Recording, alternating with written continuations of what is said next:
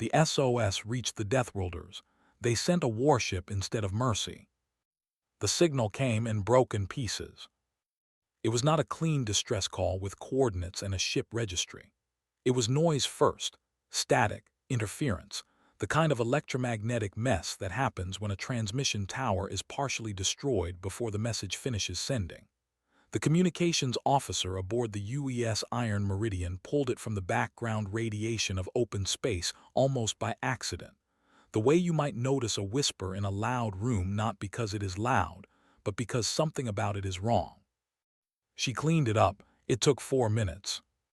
What came through was a voice. Velocity female speaking in 7 languages one after another, the standard emergency rotation for deep colony worlds that do not know who might be listening. The words were different in each language, but the meaning was always the same. We are dying. We are under attack. Please, please, please. The officer sat with it for a moment. Then she forwarded it to the bridge. Captain Dara Os heard it once. She did not ask to hear it again. She pulled up the star charts, found Ash Taran, a Velocity agricultural colony 3 systems away, and looked at the numbers quietly. The nearest Conquered relief vessel was 11 days out. Conquered patrol ships were even farther. The Iron Meridian could reach Ash Taran in 31 hours, but only if the drive cores were pushed past their rated threshold. Past the point where engine manuals stopped giving instructions and started giving warnings. She called her senior staff to the briefing room. She did not explain the situation twice. Lieutenant Riven Ashby was the first to speak when Osai finished. She was the ship's tactical officer, and she was young, and most of the time she was the loudest person in any room she stood in. She looked at the drive calculation on the screen, looked at Osai and said, "I can supervise the engine push personally. I know where the tolerance lines are. We will not blow the cores." Chief Engineer Bram Solis looked less certain. He was a careful man who had spent 20 years keeping ships alive by respecting what machines could and could not do. He stared at the numbers.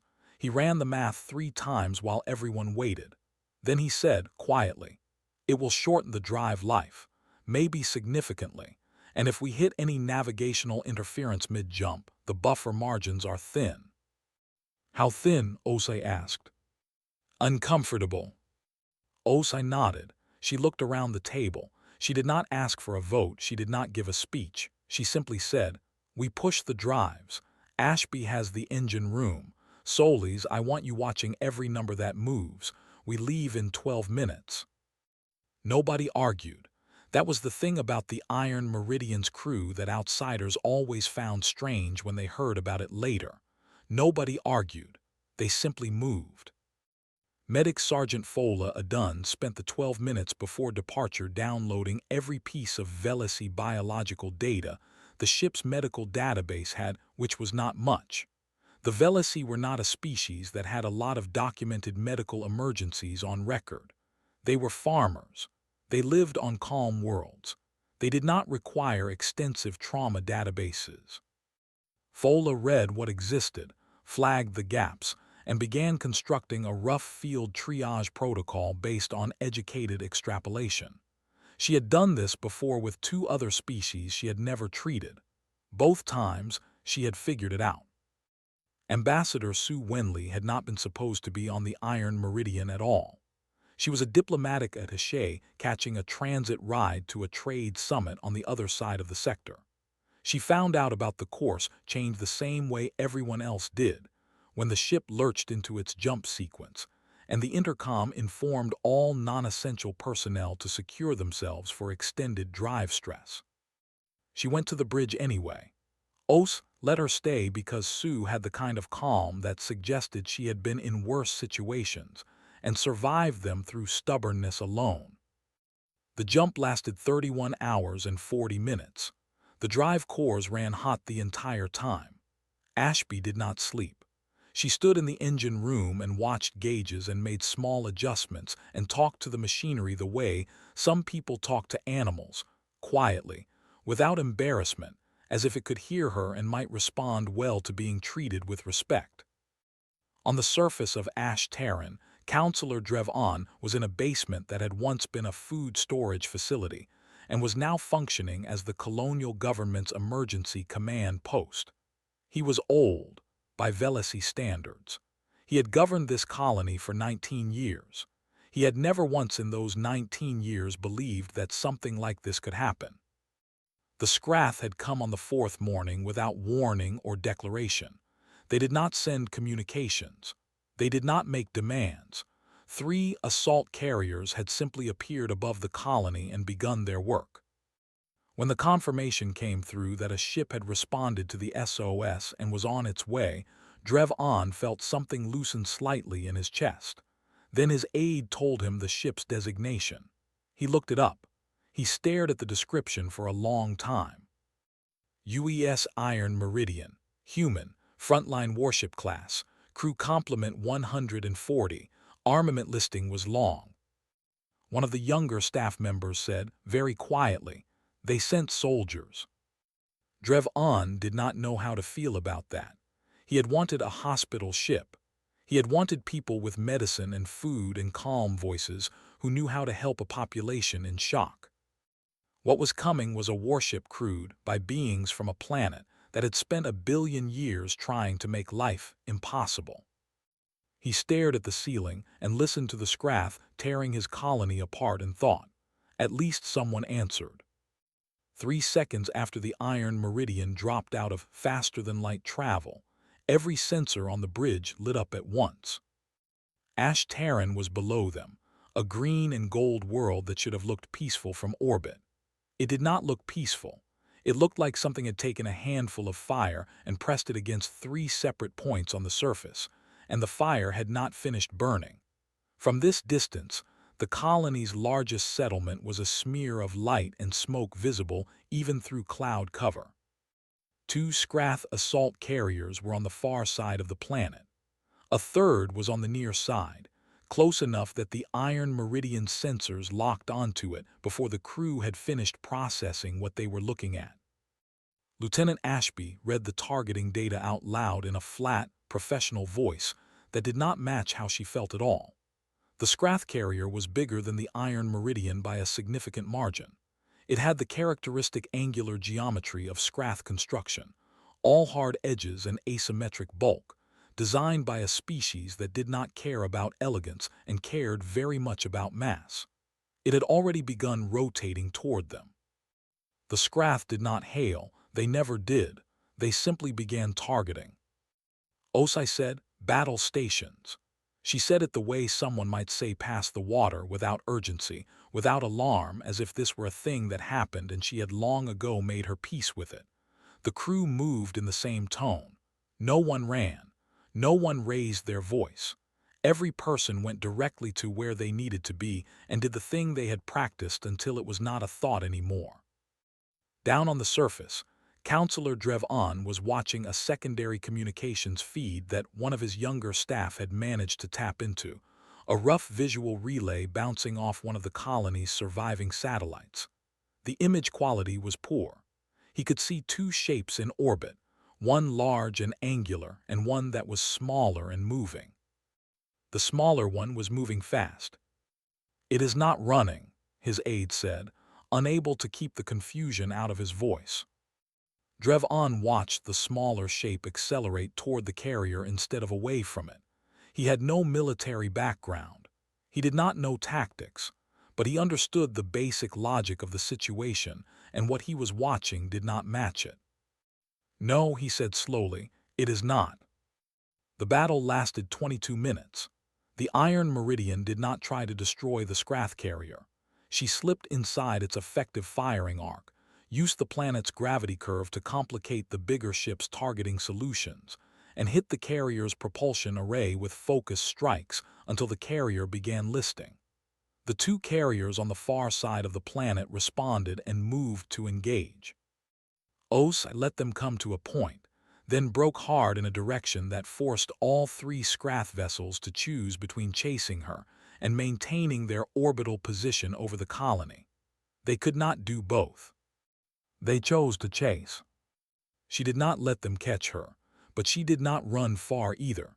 She kept them occupied in the high orbital space, burning their fuel, drawing their fire, absorbing hits to the ship's outer hull and returning fire with the patient accuracy of a crew that had practiced this until the timing was instinct.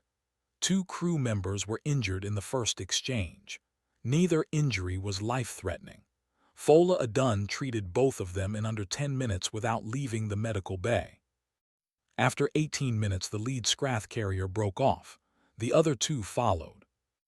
They did not leave the system. They pulled back to a distant holding position beyond comfortable engagement range. Os watched them go on the long-range display and did not pursue. That was the detail that Ashby mentioned later when she was explaining the engagement to a Velasi military liaison who had difficulty understanding it. "You had them retreating," Commander Tal Oren said. He was a Velasi soldier, lean and careful-eyed, and he had been fighting a ground war for 3 days with no orbital support and very little hope. "Why did you not destroy them?" "Because a Scrath carrier that thinks it is cornered stops retreating," Ashby said. "We did not want them to stop retreating. We wanted them away from the colony long enough for us to get boots on the ground." Oren looked at her. He was quiet for a moment. "You were not trying to win the battle," he said. "We were trying to solve the problem," Ashby said. "Those are different things sometimes." Back on the bridge, Osai opened a channel to the colony's emergency frequency. There was a pause before anyone answered, long enough that she started to wonder if the communications infrastructure was too damaged. Then a voice came through. Older, tired in a way that went past the body into something deeper. "This is Counselor Drevon, Colonial Administration, Ash Taran. I am speaking to the human vessel." "You are," Osai said. Another pause, then, "We did not expect a warship." "I know," Osai said. "We are going to open a landing corridor. I am sending medical and ground support teams to the surface. Is there a clear landing zone near your position?" There was a long silence on the other end. When the counselor spoke again, his voice was different. Not relieved, exactly, but changed in a way that sounded like a man who had been holding a very heavy thing for a very long time and had just been told he could set it down.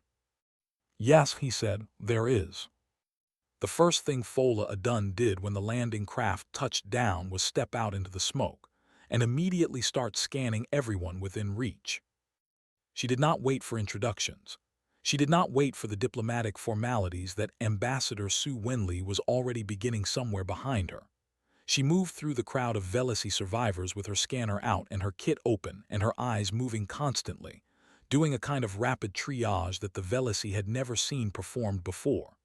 Their own medical staff, the ones still alive, worked methodically, one patient at a time, with careful documentation and measured process. Fola worked like a current of water, finding every crack simultaneously. A young Velasi medic named Payne watched her for almost a minute before approaching. Payne was exhausted and had been awake for over 50 hours and had run out of 3 critical supplies the previous morning. He had been trained in a specific protocol for treating his own species. He had not been trained for anything like this. "Your methods," he said carefully, "they are very fast." "Your people have different blood pressure ranges than I expected," Fola said without looking up from her scanner.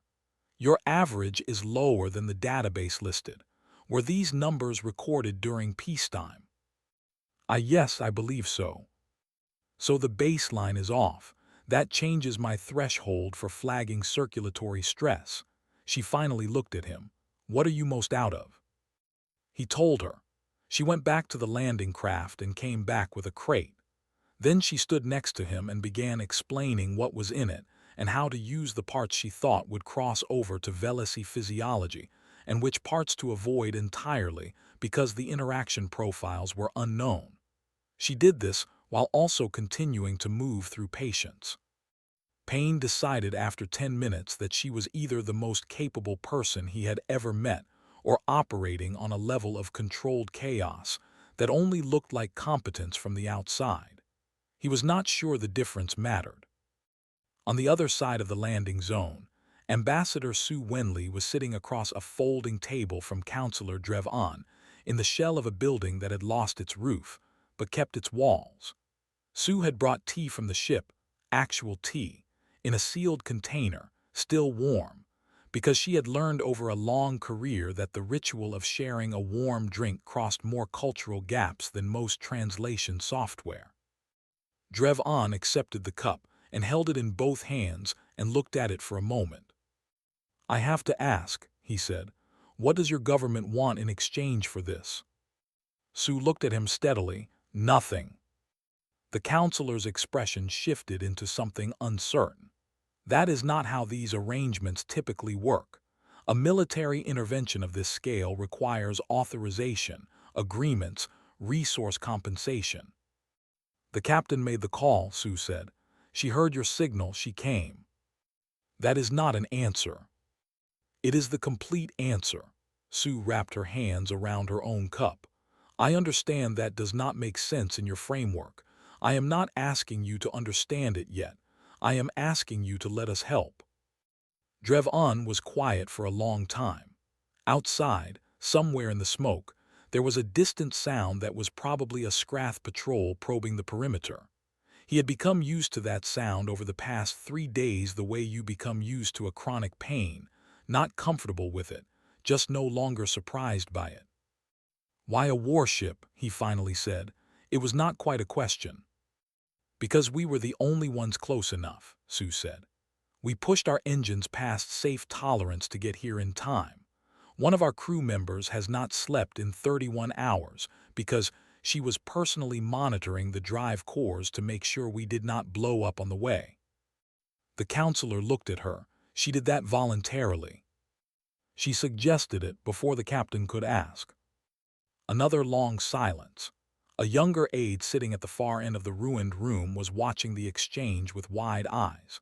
The Velasi had a concept, Sue knew from her briefing materials, called the debt of presence, the idea that someone who chooses to be somewhere difficult for your sake has given something that cannot simply be repaid with resources. It was a deeply held cultural value. She had not brought it up because she had not wanted it to seem like a manipulation. But she could see Drev turning it over in his mind anyway. "Commander Oren will want to speak to your ground personnel," the counselor said at last. "He has been holding the eastern perimeter with 91 volunteers and broken equipment. He is not going to be easy about working with outsiders." "That's fine," Sue said. "He is stubborn. He thinks of it as a virtue." "Also fine." Drev finally took a sip of the tea. His expression changed slightly, not dramatically, just a small recalibration, like something he had been braced for had turned out not to be what he expected. "This is good," he said. "Old family recipe," Sue said. "My grandmother would be very pleased you think so." Outside, Fola Adun had moved on to her 14th patient and was now improvising a wound seal technique, using equipment designed for human tissue on a biology she had never trained for, working from first principles and 3 hours of in-flight reading, talking quietly to Payne as she worked, explaining each decision out loud so he could follow the reasoning and correct her if she was wrong. He had not had to correct her yet. Commander Tal Oren had exactly one rule when it came to his perimeter.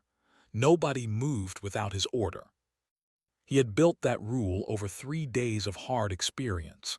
In the first hours of the Scrath attack, 2 of his civilian volunteers had broken position and run toward a gap they thought they saw in the enemy line. There had been no gap. The Scrath had been waiting. He did not speak about those 2 volunteers now. He simply held the rule. Lieutenant Ashby arrived at the eastern perimeter in the early afternoon with 12 Iron Meridian ground crew and a request to integrate into the defensive line. Oren looked at her the way he looked at most things, with careful measurement and very little warmth. "You are a naval officer," he said. It was not a compliment. "Ground certified," Ashby said.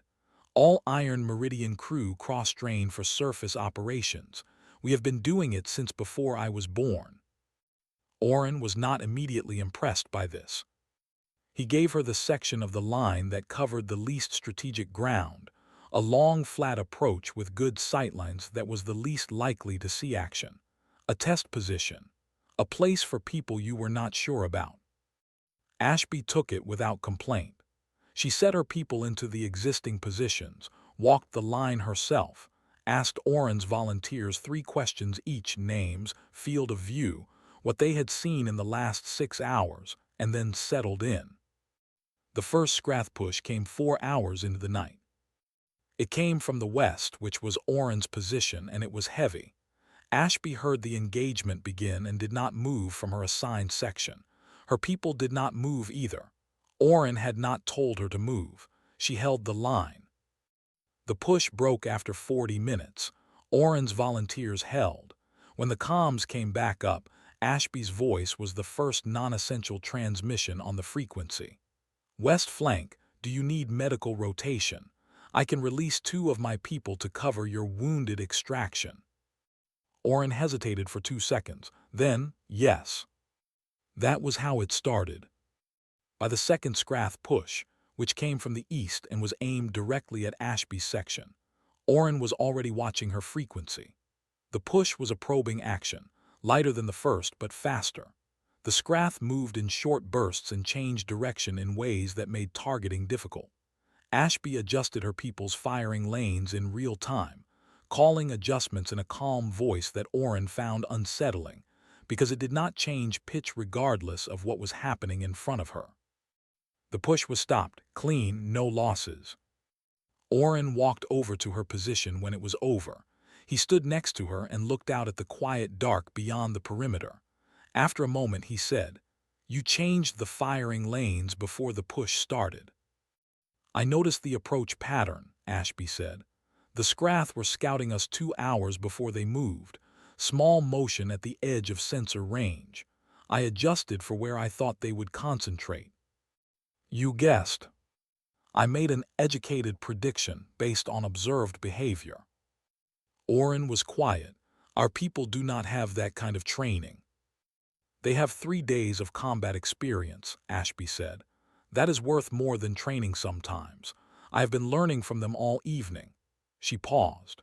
"Your volunteer in position 7, the tall one who never speaks, she has the best instinctive read on Scrath movement I have seen in anyone tonight. Has she had any formal military education?" Oren looked at her. "She is a grain farmer."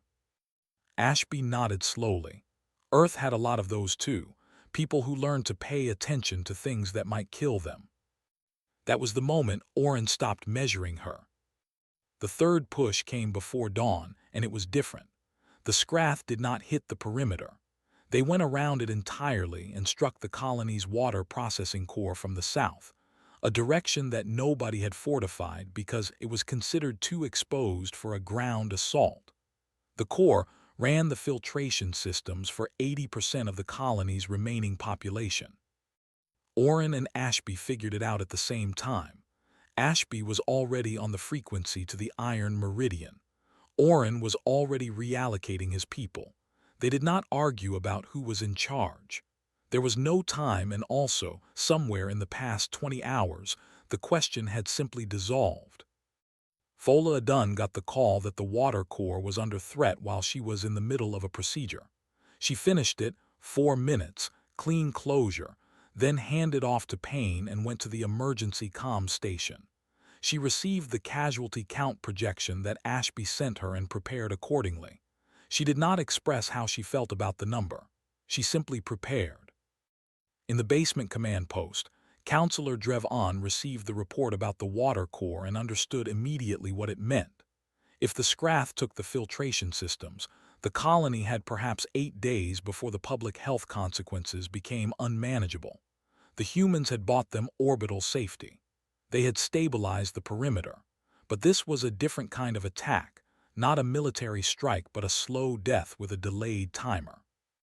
He sent a message to Captain Osai on the Iron Meridian. He did not tell her what to do. He simply told her what was happening and what it would mean. He received her response in 40 seconds, 4 words. "We are coming down." There is a standard naval doctrine. followed by almost every spacefaring species in the Concord, that prohibits bringing a warship below the upper atmospheric boundary during an active ground engagement. The reasoning is straightforward. A ship in low atmosphere is exposed to ground fire, limited in its maneuvering, and risks catastrophic structural damage from even minor hull breaches at that altitude. The doctrine exists because the math is very clear. Going low is a bad trade. Captain Os had read that doctrine. She had also read the casualty projections for what would happen to the Ash Taran colony population if the Scrath took the water core. The math on that side was also very clear. She brought the iron meridian down. Not to a safe support altitude, not to the upper atmospheric layer where she could provide indirect fire with reduced risk. She came down through the cloud cover into the low atmosphere where the targeting was clean and the risk was real, and she put the ship directly between the Scrath ground advance and the water processing core. Engineer Solis, watching his hull stress indicators from the engine room, later said it was the longest 11 minutes of his professional life. 2 Scrath ground units had mobile anti-orbital weaponry, not military grade, but functional at low altitude, and they used it. The Iron Meridian took 4 direct hits across her ventral hull plating. 1 hit breached an outer compartment. The compartment was empty because Os had already ordered all personnel clear of the lower decks. The second hit damaged a sensor array. The third and fourth hits scored the hull and left burns that would cost a significant amount to repair. The Scrath advance on the water core stopped. It stopped because a warship had appeared directly above the assault line and began targeting with the kind of precision that is only possible when the firing solution is measured in meters instead of kilometers.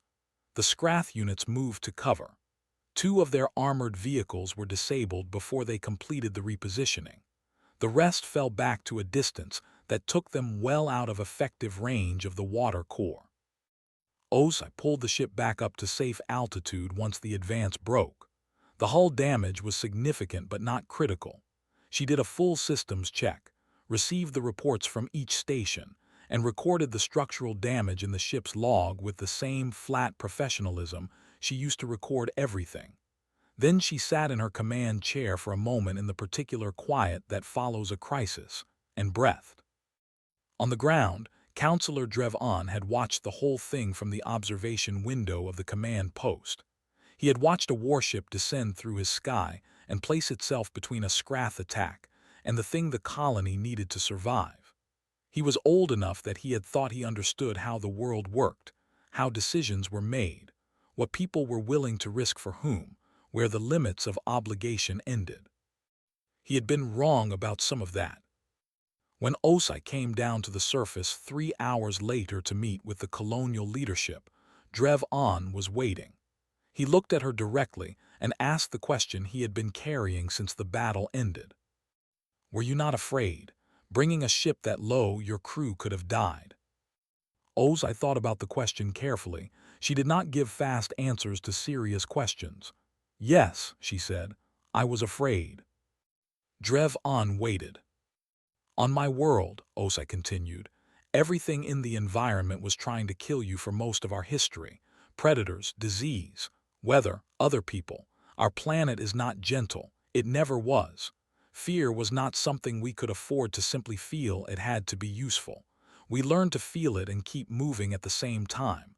That became part of how we are built." Drevon was quiet for a moment. "Your world sounds terrible." The corner of Osai's mouth moved slightly. "It also made us very hard to kill." It was not a boast. He could hear that. It was a statement of fact from someone describing the place that made them, with neither pride nor bitterness, just clarity. "My people never had to learn that," Drevon said. "Ash Taran was a kind world, mild seasons, no large predators. We built our whole civilization around the idea that the land was a partner, not an enemy." He paused. "Perhaps that is why we had no answer for the Scrath." "Having a kind world is not a failure," Osai said. "It is a different kind of luck." There was something in that response that Drevon thought about for a long time afterward. The human had not said you were naive or you were weak. She had said luck. She had treated the difference between their species not as a hierarchy but as a divergence. Two paths out of different conditions, neither one more correct than the other. He had expected a soldier's contempt for softness. He had not expected this. In the medical bay, Fola Dunn was treating the crew members injured during the atmospheric descent. She was also, simultaneously, giving Payne a crash course in human spinal injury assessment, because he had asked 3 intelligent questions in a row, and she had decided he was worth teaching properly. Payne had not asked to be taught. He had simply asked questions. The teaching had emerged naturally from the answers. Outside, the Scrath held their distant position and did not advance. The colony breathed. The conquered relief convoy arrived on the 6th day. 8 ships, 2 medical vessels, a supply carrier, an engineering support unit, and 4 light escorts. They came in cautiously, scanning the system, uncertain of what they would find. What they found was the iron meridian sitting in stable orbit and a colony that was damaged but alive. The convoy commander sent a formal message to Captain Os asking for a situation report. She sent one back. It was precise and thorough, and used exactly as many words as were necessary. The convoy commander, reading it, found several entries that he read twice before accepting them as accurate. A warship had gone into low atmospheric engagement. A human medic had treated over 60 Velesi patients using improvised cross-species protocols. The colonial water core was intact. He sent back a single line, understood, well done, Iron Meridian. Osai filed it with the rest of the ship's records and began preparing for departure. On the surface, the work of handover was complicated. The relief teams needed to be briefed. The medical transfer required Fola to spend 4 hours explaining to the convoy's actual doctors, qualified, prepared, fully equipped, what she had done and why, and which improvisations had worked and which had been acceptable risks. She was thorough. The doctors were professional. There was a moment partway through when the lead convoy medic looked at Fola and said, very carefully, "You did this without prior cross-species certification." "I had 3 hours of reading on the jump over," Fola said. He was quiet for a moment, and it worked. "The patients are alive," she said, which was her version of yes. Payne was there for that exchange. He had been there for most of Fola's work over the past 5 days. He had started as a witness, become an assistant, and somewhere in the middle had turned into something closer to a student.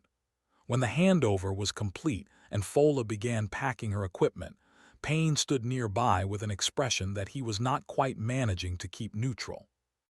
"You could have told me you were guessing," he said. "I was not guessing," Fola said. "I was extrapolating from available data." "There is a difference." "Yes," she said. "Guessing is random. Extrapolating is structured.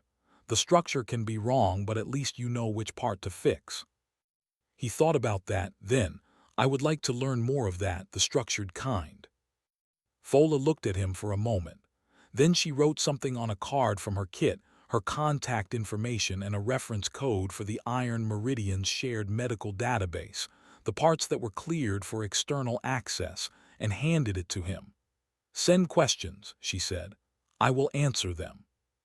Commander Tal Oren came to the landing zone in full ceremonial dress. Every piece of it was clean despite the fact that nothing on this colony had been clean for a week. He had clearly spent time on it. He stood in front of Lieutenant Ashby and Captain Osai in the gray afternoon light and delivered, in the formal Velesi military tradition, the acknowledgement of a life debt. A structured recitation that lasted several minutes and used words that the translation software rendered imperfectly, but whose meaning came through clearly even so. "We were failing. You came. You held when holding seemed impossible. What you gave us cannot be repaid in material terms. We name it as it is." Osai stood with her crew at attention behind her and received it without interruption. When Oren finished, she gave the Velesi military salute. She had looked it up specifically, and held it until he returned it. He did, after a pause that suggested he had not expected that. "I would have been a poor partner 3 days ago," Oren said afterward more quietly. "I apologize for that." "You were protecting your people with what you had," Ashby said. "There is nothing to apologize for." He looked at her the way he had looked at her in those first hours at the perimeter measuring. But this time, the result of the measurement was visible in his face. "The grain farmer in position 7, he said. "Her name is Asha. I am going to recommend her for the colony's Reconstruction Security Force." "Good," Ashby said. The iron meridian lifted from Ash Taran in the late afternoon.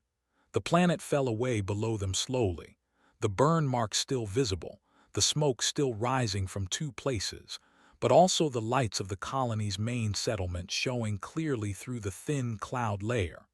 The relief ships were already beginning their descent patterns.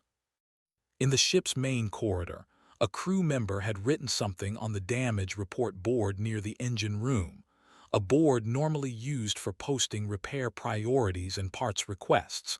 Someone had added at the bottom in small handwriting, "We were close enough." Nobody knew who wrote it. Nobody took it down.